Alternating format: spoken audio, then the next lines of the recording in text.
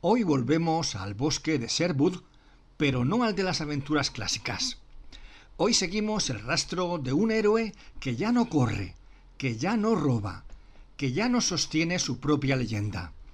En La muerte de Robin Hood miramos de frente al mito cuando envejece, cuando la frase «robar al rico para dárselo al pobre» ya no encaja en su cuerpo cansado. Culturiza como puedas. Cine, series y cultura sin límites y sin complejos. Saludos culturales pero informales. Soy Luis Campoy y os doy la bienvenida al episodio número 21 de Culturiza como puedas. Hoy vamos a mirar de frente a un mito. Un mito que nació para ser eterno, para equilibrar la balanza, para recordarnos que la justicia también podía venir del bosque. Pero en La muerte de Robin Hood, ese lema que todos conocemos, robar al rico para dárselo al pobre, ya no encaja. El héroe envejece, la leyenda se agrieta y la película nos obliga a preguntarnos qué queda cuando el símbolo ya no puede sostenerse.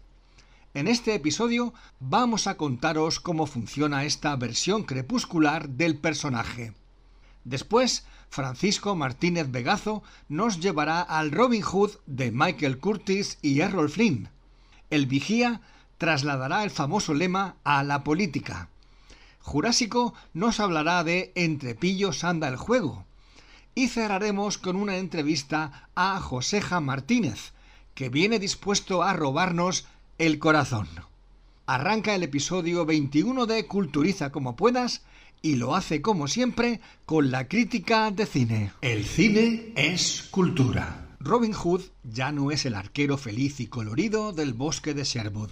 Ahora es un viejo cabreado con todos, enemigo de su propio mito, que se refugia en una especie de convento para intentar curar sus heridas, sobre todo las emocionales. La muerte de Robin Hood es una doble operación quirúrgica sobre el mito. No se limita a hacer lo que ya hizo Robin y Marian, donde el héroe envejecía con dignidad y melancolía. Aquí el giro es más radical, mucho más violento. La película decide que el viejo Robin no es solo un hombre cansado, sino su propio villano, un reverso tenebroso que dinamita la esencia misma del personaje. El lema fundacional que todos conocemos, robar al rico para dárselo al pobre, aquí es escupido, retorcido y finalmente invertido. Robar a todos para quedármelo yo, y si hace falta, matar a quien se ponga por delante y luego a sus descendientes. Es un cambio de ADN comparable a cuando se altera gratuitamente la identidad de un personaje clásico cambiándolo de raza o de sexo. No es una variación estética, sino una transformación conceptual. La película pretende ser desmitificadora y lo hace desde la crepuscularidad, un territorio que Hugh Jackman conoce bien. Su presencia y su rol como productor remite inevitablemente a Logan, aquella cinta que ya definí como la película de superhéroes para quienes odian las películas de superhéroes. Aquí ocurre algo parecido. Se toma un héroe luminoso, casi incorruptible, y se le obliga a caminar por un lodazal moral que contradice todo lo que creíamos saber sobre él. Es duro encontrarse con la versión avejentada del Robin de Errol Flynn, pero más duro es descubrir que ahora es una sombra cruel de sí mismo. Hay ecos de lo que Antoine Fuqua intentó en El Rey Arturo, aunque aquí todo se oscurece aún más. Y en realidad, La muerte de Robin Hood parece dos películas en una. La primera es como Sin perdón, pero llevada al extremo. Más violenta, más cruel, más empeñada en mostrar la podredumbre del mundo y del protagonista. La segunda quiere ser lo que a John Boorman le faltó por contar del retiro de Lancelot en Excalibur.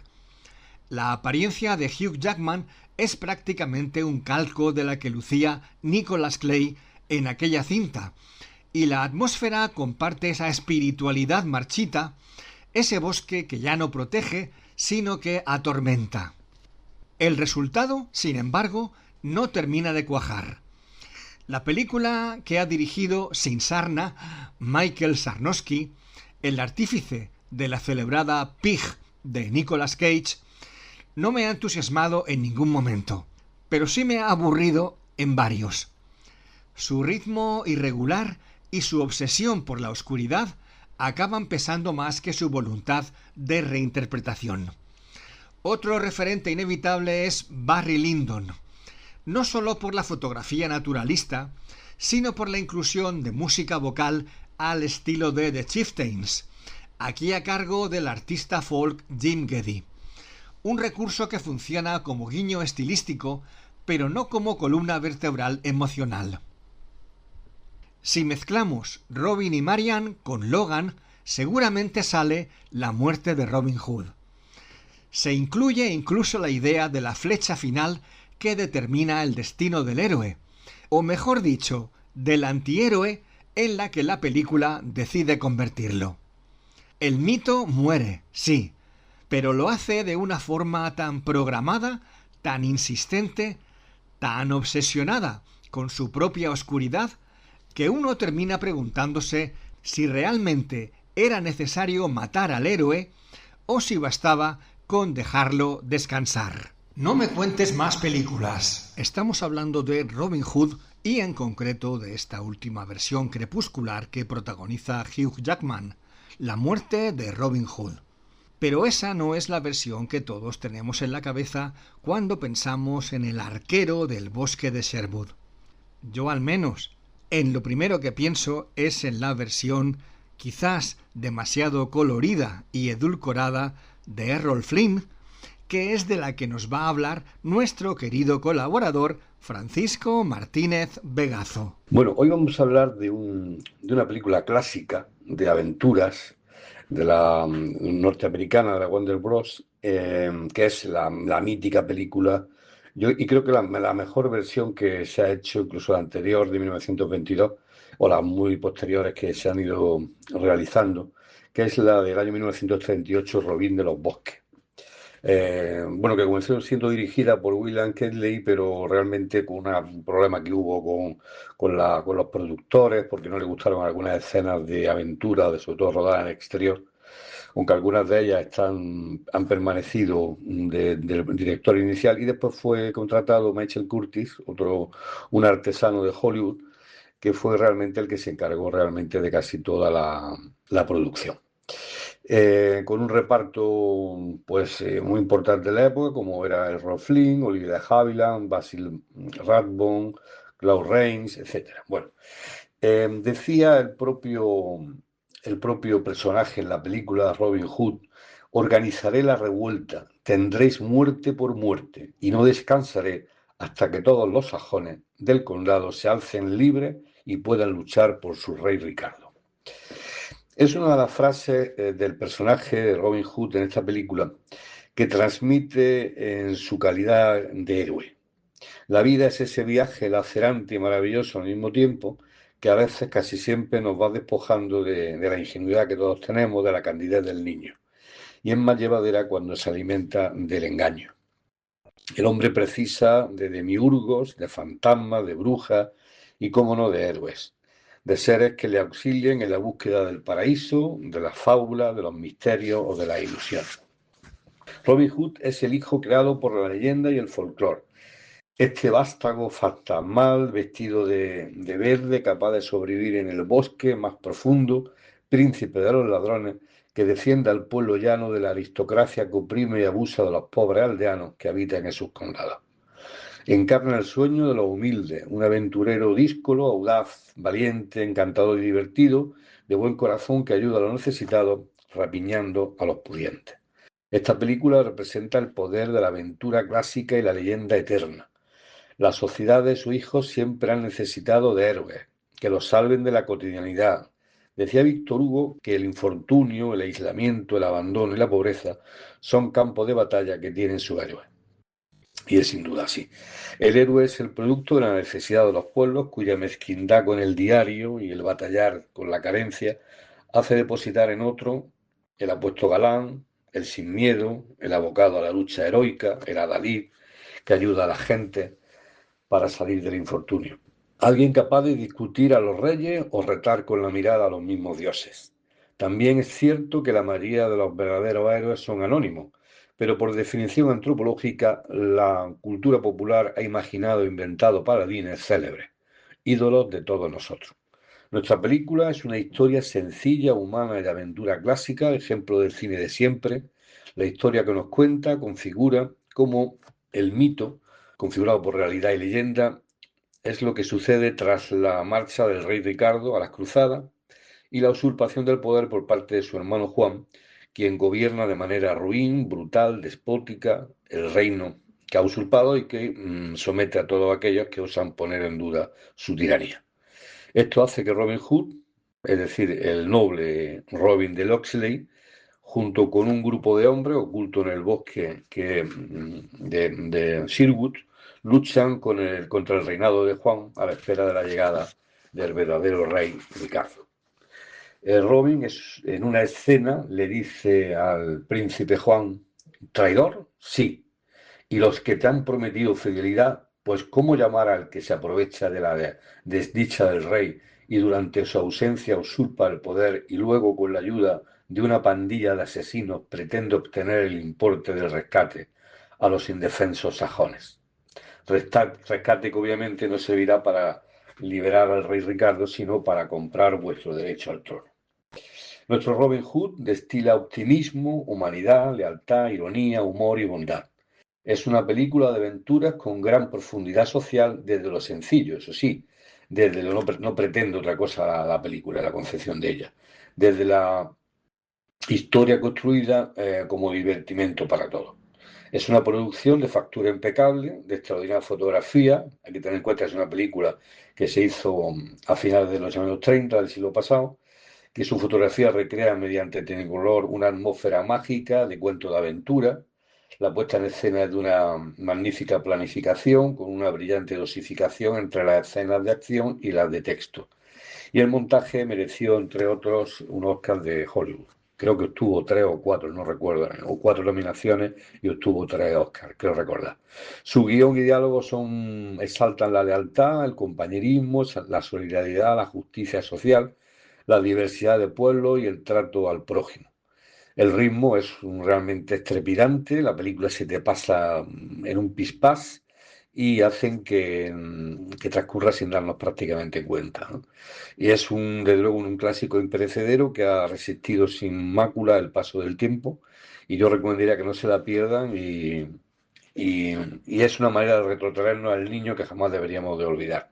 Y hay una escena que me gusta mucho en concreto, una de las escenas finales donde Robin Hood lucha con uno de los villanos de la película y hay una escena, una licencia, digamos, estética en la que se reflejan los dos paladines en una gran, enorme columna gruesa, se reflejan las sombras de los dos en un guiño casi a una influencia del cine expresionista alemán y que es una escena realmente magnífica. Es una película espléndida, de aventuras clásicas, que yo creo que cualquier niño de antes o de ahora, de siempre, debería ver. Un abrazo a todos y hasta la próxima. Un ático en Babel. Atentos al viaje que emprende esta semana nuestro querido colaborador, El Vigía. Desde su ático en la Torre de Babel hasta nada menos que Venezuela. Queridos conciudadanos de Babel, en el año 1998, un nuevo Robin Hood, dispuesto a robar a los ricos para dárselo a los pobres, se encaramaba al poder. Su nombre era Hugo Chávez, y los afortunados por la obra de este benefactor iban a ser los habitantes del país más próspero de América Latina, Venezuela. Chávez acababa de ganar las presidenciales con el 56% de los votos. El incontestable triunfo en las urnas de este nuevo Mesías marxista se cimentó en 3 pilares. El primero consistía en una promesa de mayor democracia para el país. Cabe recordar el celebrado carrusel de pucherazos electorales con los que el chavismo nos ha deleitado en estas décadas de poder omnímodo. Sin ir más lejos, todavía estamos esperando las actas de las presidenciales de 2024 en las que, presuntamente, Maduro derrotó a Edmundo González. El segundo pilar del triunfo chavista se basaba en la lucha contra la corrupción. Hoy Venezuela destaca en la cabeza de todas las clasificaciones de corrupción mundiales en dura liza con las más execrables dictaduras del planeta. El tercer pilar de la victoria del gran timonel venezolano es un clásico del comunismo: la erradicación de la pobreza. Y hay que reconocer que en materia económica el chavismo ha demostrado ser especialmente aplicado. Se estima que el PIB venezolano se ha contraído entre un 65 y un 75%.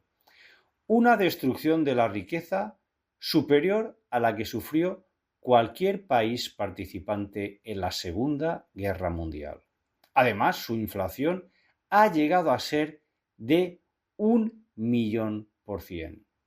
Esta situación de pobreza extrema ha empujado a emigrar, mayormente a la desesperada, a unos 9 millones de habitantes, una estampida que supera a la de países incursos en conflictos armados como Siria o Ucrania.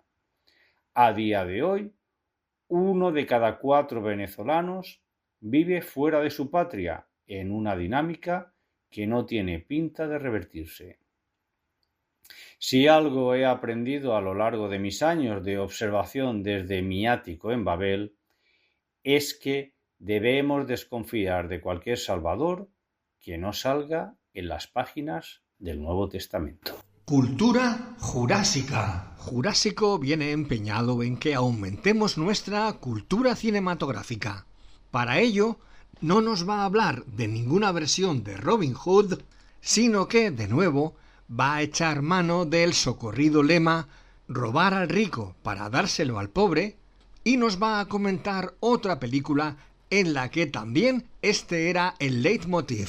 Hola, amigos de la cultura, amigos de la gran cultura. Hoy en Culturiza como puedas, con esto de la película de la muerte de Robin Hood, el tema es lo de siempre, lo de robar al rico para dárselo al pobre. Y efectivamente, este tema es eterno en el tiempo y eterno en la realidad. Es algo bastante cotidiano. Yo, he decidido hablar de una película que está totalmente denostada. Es una película que a nadie le da un valor que para mí sí que tiene. Y voy a hablar de una película que es Entre pillos anda el juego, Trading Places, título original. Una película del año 83. Pues sí, soy jurásico y un poco de rollete quiero contar. Lo primero que uno piensa de una película que es de John Landis, del año 83, como he dicho, protagonizada por Dan Aykroyd, cuando en aquellos tiempos todavía era un actor de comedia y también de drama, bastante competente. Y Eddie Murphy, que empezaba en aquella época a entrar en el cine y además por la puerta grande. Pues, hay más actores, ahora entraré en ellos. Pero decía que es una película que está muy, muy, muy desaprovechada y que la gente dice, esto es una comedia y ya está. Es una comedia bastante dramática, muy profunda en algunos momentos. Es una película en la que vemos, la sofisticación de la clase alta, los sin techo, los pillos que aprovechan, la vida, los abusones de la vida, unos pobres y ricos y unos ricos y pobres, la bolsa, la información privilegiada, los brokers, los crash bursátiles. ¿Qué queréis que os diga? Es una película que tiene mucha más tela. Os recuerdo que hay un momento de la película que uno de los protagonistas se quiere suicidar y si no se suicida es por poco. Está vista desde un punto de vista positivo y es positiva, pero si lo pensamos fríamente la película es muy dura, ¿eh? Y no deja de títere con cabeza. Yo tengo que deciros que, en mi opinión, tanto Dan Aykroyd como Eddie Murphy se salen. Están en una época maravillosa como actores y bueno, todos están muy bien. Está Jamie Lee Curtis y bueno, yo tengo que reconocer que Adona Meche y Ralph Bellamy hacen una pareja, los hermanos Duke, que bueno, sinceramente es colosal y de hecho hasta hay algún que otro emoticono o de WhatsApp que son ellos, puestos ahí como punto en el WhatsApp.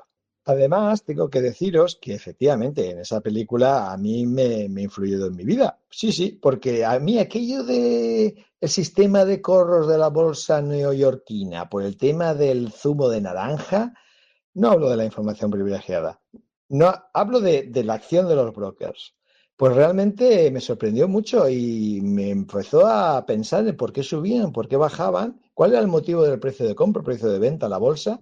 Y bueno, pues a partir de entonces pues me ha servido para no perder dinero con mis ahorros, que ya es mucho, incluso ganar algo, que bueno, dentro de robar al rico para dárselo al pobre, pues hombre, al menos para dárselo al que lo ocurra. ¿Vale? Porque sí, realmente esto de rico y pobre es un gran enigma. Y es un gran enigma porque ya sabéis una gran verdad, que es que no es más rico el que más tiene, sino el que menos necesita. En esta película, repito, Trading Places, entre pillos anda el juego en español y en España, porque creo que en Sudamérica se tradujo por otro título.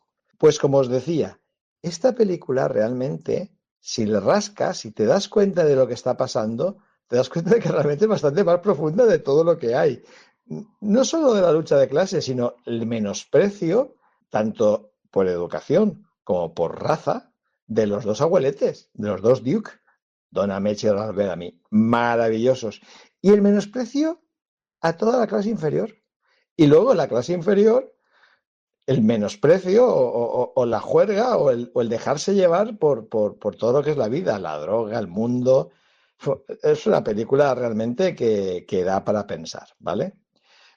Yo quizás sea muy sencillo y me quede con 4 cositas, pero os puedo decir que si tenéis ocasión de verla, volver a verla y os daréis cuenta de que no es tan tonta como parece, siendo una comedia realmente espectacular.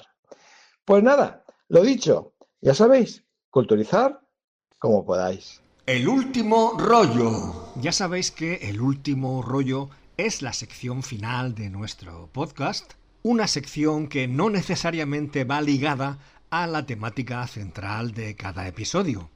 En este caso recuperamos el concepto de biografía, de trayectoria, de una persona relacionada con el mundo de la cultura. Al caballero que nos visita hoy ya lo conocemos porque ha sido colaborador nuestro en varias ocasiones y hoy tengo el gusto de presentároslo como escritor, como creador cultural. Hoy vamos a conocer de primera mano la vida, la obra, la trayectoria de José Javier Martínez. Hola, buenas. Bueno, en primer lugar, muchas gracias a Luis Campoy y al podcast de Culturiza como puedas por tenerme hoy aquí en su programa, en la sección del último rollo, en la que voy a hablaros un poco de mi trayectoria. Me llamo José Javier Martínez Miñarro, soy de Lorca y bueno, la gente me conoce como Joseja. Y bueno, yo empecé escribiendo a raíz de una lesión que tuve en el instituto, de ligamento cruzado anterior y menisco, que tuve 2 operaciones. Y claro, ahí tenía mucho tiempo pues para escribir, para soltarme, para desahogarme. Y así fue un poco como empecé a acumular poemas y a acumular escritos que tenía un poco guardados en un cajón. Y con el paso de los años, pues a mí siempre me ha gustado escribir. Y tanto si tenía motivo como si no, pero bueno, a mí la poesía siempre me resultaba más sencilla porque era darle forma a una idea que te surgía en el momento y siempre intentaba darle la forma en función de lo que yo quería contar y y en función de lo que me transmitía esa idea o ese poema en ese momento. Entonces, con los años pues probé a ver si a alguien le interesaba publicarme, y así llegó pues el primer libro, Lunas de Rojo Neón, que lo publicó la editorial Tres Columnas, que era una editorial de Lorca precisamente, que Manuel Morales era uno de los que lo llevaba. Ya la editorial ya no está, no existe. Pero el primer libro estoy muy contento porque llegó a tener segunda edición y para ser poesía, y la verdad que vendió bastante bien. Luego, 2 o 3 años después, llegó el segundo ya con otra editorial, con Ibera Ediciones, que el libro se titulaba Frágiles Animales. Y bueno, al final uno, pues como autor, está contento del resultado, sobre todo, más allá de que luego venda más o menos. El último libro, que está todavía a la venta, que salió el año pasado, por estas fechas más o menos, se titula Realidades Inestables, es de la editorial Loto Azul, y la verdad que estoy muy contento con cómo ha quedado y con las buenas críticas que está recibiendo por el momento, y está todavía a la venta. Y aparte de eso, pues también he hecho otros proyectos a lo largo de mi carrera, se podría decir. En la universidad empecé a escribir como redactor en blogs en distintas páginas, Babel, que era un periódico deportivo, y en otras de cine y series que ya no existen, como Quién te ha visto y Quién te ve, Creative Catharsis y similares. Y he seguido con esto con el paso de los años. Llevo varios años seguidos que empecé como crítico de cortometrajes para los premios Fugaz, organizados por Corto España, y actualmente participo en la comisión de visionado que puntúa y selecciona los cortometrajes que se presentan. Y aparte, actualmente participo en un podcast que lo hacemos regularmente, intentamos hacerlo cuando podemos, un grupo que tenemos, que el podcast se llama Frikingos de la Galaxia, que habla un poco de cultura pop y de todo un poco, de música y principalmente de cine y a veces de series también y un poco de las cosas que más nos apasionan en general. Y recomiendo escucharlos porque son muy divertidos, a veces desvariamos bastante. Y la última página web en la que estoy escribiendo, que escribo reseñas de películas de estreno y entrevistas y tal, se llama Teen Up Media y está disponible también en su Instagram y en su página web por si alguien quiere echarle un vistazo. Ahí estoy yo de redactor y más gente, y somos ya más de 10.000 seguidores en Instagram. Y así también, ¿qué más puedo contar? Bueno, también tengo mi faceta interpretativa, que siempre me ha apasionado mucho el cine y las series, y hice también de actor. Había un proyecto en Lorca, que fue cuando empecé así más a actuar, que se llamaba Imagine, con fondos de la Unión Europea, lo organizaba Cazalla Cultural, la asociación, en el M13. Y entre varios chicos y chicas pues nos enseñaron un poco a hacer un cortometraje entre nosotros, con la dirección y con la ayuda de Bernardo Hernández, que es un director de allí de Lorca. Hicimos un cortometraje que se llama Confianza, que yo creo que en el programa que lo emitieron todavía está disponible por YouTube, y lo echaron varias veces en la televisión local, en Comarcal TV, y lo estrenaron allí en los cines de la Almenara, en Lorca, y la verdad que fue una muy buena experiencia. Y también he participado en 2 cortometrajes de una saga que se llama La ira de los inocentes, que lo dirigía un chico de Murcia, y que están disponibles también en YouTube para ver.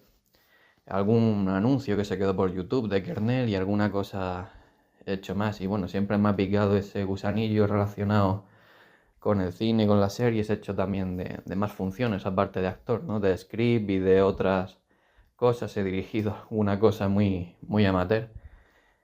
Y actualmente pues me apunté este año para seguir interpretando en una escuela de teatro de aquí de Guadalajara, que es donde yo vivo. Hicimos hace poco una función en un pueblo aquí cerca de la obra de Toc Toc, y la interpretación es algo que me gustaría retomar y con lo que me gustaría seguir en mis ratos libres. Al final, el resumen de mi carrera y de mi trayectoria sería probar un poco de todas las cosas que te apasionan y que te gustan, porque aunque uno difícilmente puede vivir de ello, pues no tiene por qué perder esa ilusión y ese interés. Además, la cultura en España ya sabemos cómo está y al final uno tiene siempre que intentar hacer las cosas que me gustan. Yo, como digo, actualmente pues estoy con TIGNAP Media, escribiendo mis reseñas y yendo a algunos preestrenos,